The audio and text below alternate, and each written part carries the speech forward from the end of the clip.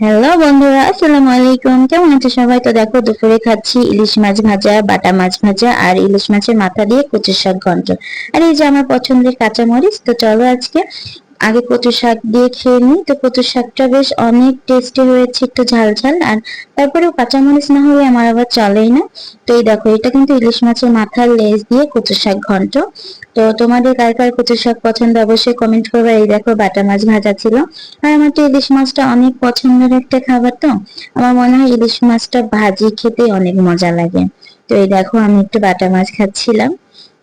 তো ভাজা ভুজিটা আমার আবার খুব পছন্দ। তো এবার হচ্ছে একটু ইলিশ মাছ ভাজা দিয়ে খেয়ে নিই। ইলিশ মাছ ভাজির তেলটা দিয়ে ভাত খেতে না অনেক মজা লাগে। তো দেখো, কাঁচামরিচ দিয়ে আমি আবার খাচ্ছি। আমার আবার কাঁচামরিচটা খুবই ভালো লাগে। তো কচু শাক, ইলিশ মাছ, বাটা মাছ মানে সবগুলোই বেশ পছন্দের খাবার। আর তোমরা দুপুরে কি দিয়ে খেয়েছো অবশ্যই কমেন্ট করে জানাবে।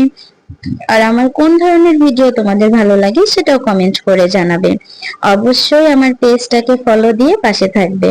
তো এই দেখো, প্রায় খাওয়া শেষ পর্যায়ে আর কি। ভিডিওটা আর বেশি বড় করব না। ভিডিওটা ভালো লাগলে লাইক, কমেন্ট, শেয়ার, ফলো করে